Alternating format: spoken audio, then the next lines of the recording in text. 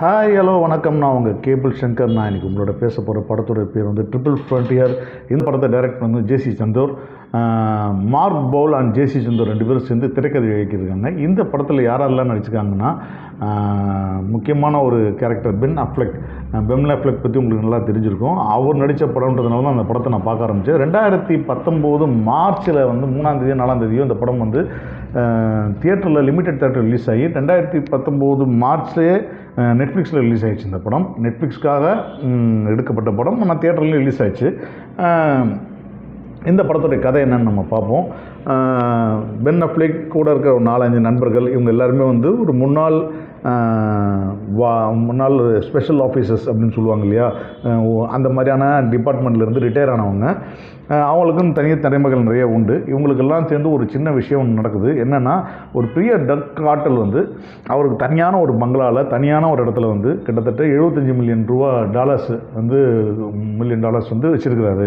அந்த பணத்தை நம்ம கொள்ளடிக்கணும் அப்படின்னு பிளான் பண்ணுறாங்க. அதுக்கு லோரான ஒரு பொண்ணு வந்து அங்கே இருக்காங்க. அந்த பொண்ணுக்கும் அந்த ஒரு கேரக்டருக்கு 4 பேரில் இருக்கிற ஒரு கேரக்டருக்கும் லவ் இருக்குது. அந்த லவ்னு சொல்லிகிட்டு இருக்காங்க, ஆனால் லவ் இல்லைன்றது பின்னாடி ஒன்று காட்டுறாங்க. இப்போது இந்த பணத்தை கொள்ளடிக்கிறதுக்கு இவங்க 4 பேரையும் கன்வின்ஸ் பண்ணி மொத்தம் 5 பேரும் சேர்ந்து கிளம்பி இங்கேருந்து போகிறாங்க. கிளம்பி அங்கேருந்து போனதுக்கப்புறம் எப்படி கொள்ளடிச்சாங்களா இல்லையா, எப்படி கொள்ளடிச்சாங்க, 75 மில்லியன் காசு வந்துச்சா இல்லையா, இல்லை எவ்வளோ காசு கிடச்சிது, இல்லை காசுலாம் என்ன பண்ணாங்க, இதுதான் அந்த படத்துடைய கதை. ஸோ ஆரம்பித்ததுலேருந்து இந்த மாதிரியான கதைகளுக்கு வந்து இருக்கிற டிப்பிக்கல் விஷயங்கள் எல்லாமே இந்த படத்துலையும் இருந்துச்சுன்னு தான் சொல்லணும்.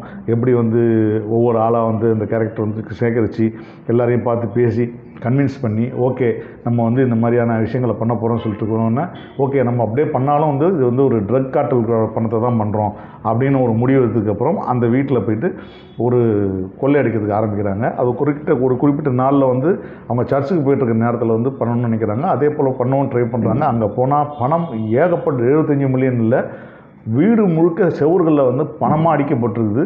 அத்தனை பணத்தையும் விட முடியாமல் எடுத்து வந்து கடைசியில் வந்து அவங்க பணத்தை எடுத்துகிட்டு வரும்போது பணம் எப்படி ஒரு பெரிய சுமையாகுதுன்ற விஷயம்தான் இந்த படத்துடைய கதை. கடைசியில் எத்தனையோ கோடி மில்லியன் ரூபாய்களை வந்து எடுத்துகிட்டு வந்தும் கூட அந்த பணம் ஒரு கட்டத்துக்கு அப்புறம் வந்து அதை ட்ராவல் பண்ணுறதே ஒரு பெரிய சுமையாக இருக்கும்போது என்ன நடக்கும் அப்படின்றது யோசித்து பார்த்தீங்கன்னா இந்த படத்தை பார்த்தா அவங்களுக்கு தெரியும். அந்த அளவுக்கு திரைப்பட ரொம்ப அழகாக வந்து அந்த சீன்ஸ் எல்லாம் வந்து எக்ஸிக்யூட் பண்ணியிருக்கிறாங்க. யார் ஒருத்தருக்கும் நம்ம வந்து தீங்கு நினைக்கக்கூடாது, ஒருத்தரும் கொல்ல பண்ணக்கூடாதுன்னு சொல்லிட்டு பேச ஆரம்பிக்கிறவங்க தான். ஆனால் போகிற போக்கில் வந்து எல்லா வேலைகளும் பண்ணிகிட்டே போகிறாங்க. இந்த நடித்த நடிகர்கள் எல்லாருமே பார்த்திங்கன்னா எல்லாருமே சிறப்பாக நடிச்சிருக்காங்க. குறிப்பாக பென் அஃப்லெக் அவருடைய கேரக்டர் கொஞ்சம் உணர்ந்து நடிச்சிருக்காரு. லைட்டான தொந்தியோட ஒரு என்ன சொல்கிறது, ஒரு அப்பார்ட்மெண்ட் விற்கிறதுக்கான காண்டோ விற்கிறதுக்கான சேல்ஸ்மேனாக இருக்கிற காட்சி ஆரம்பிக்கிறதுக்கும் சரி, அதுக்கப்புறம் கொஞ்சம் கொஞ்சமாக வந்து இந்த ஹீஸ்ட்ஃபுல்லில் வரத்துக்கும் சரி, இது எல்லாமே ரொம்ப அழகாக பண்ணியிருக்காங்க. இது ஒரு எக்ஸ்ட்ராடனரியான ஆக்ஷன் த்ரில்லராக கேட்டிங்கன்னா இல்லைன்னு தான் சொல்லுவேன். இது வந்து நீதி போதனை கொடுக்கக்கூடிய அதே நேரத்தில் ஒரு நல்ல த்ரில்லர். இதுக்கான செகண்ட் பார்ட்டுக்கான லீடு வந்து இது வச்சுருக்காங்க. நான் கண்டிப்பாக அந்த சீன் வரும்போது இது செகண்ட் பார்ட்டுக்கான லீடை வைப்பாங்கன்னு நினச்சேன். அதே போல் வச்சுருக்காங்க. எதிர்காலத்தில் இந்த படம் வந்து செகண்ட் பார்ட் எடுக்கப்படலாம். அப்படி எடுக்கப்படும் போது இந்த படத்தை நீங்கள் பார்க்கலாம். இந்த படத்தில் ஒரு ஒரே சுவாரஸ்யமான விஷயம் என்னென்னா, இந்த படம் முதல்ல வந்து 2010 வந்து டாம் ஹாங்க்ஸும் ஜானி டெப்பும் நடிக்கிறதா இருந்துச்சு.